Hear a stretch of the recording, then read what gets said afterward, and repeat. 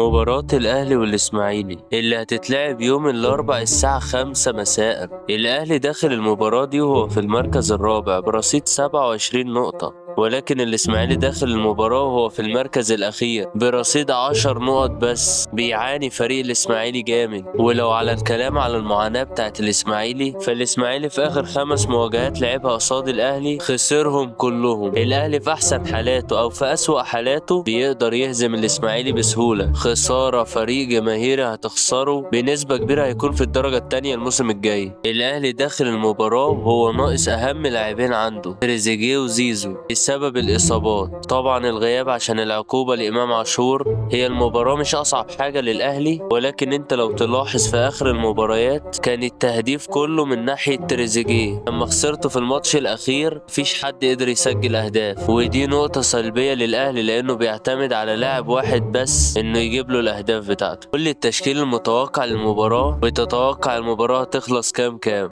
وكالعادة ما تنساش اللايك والاشتراك. شكرا.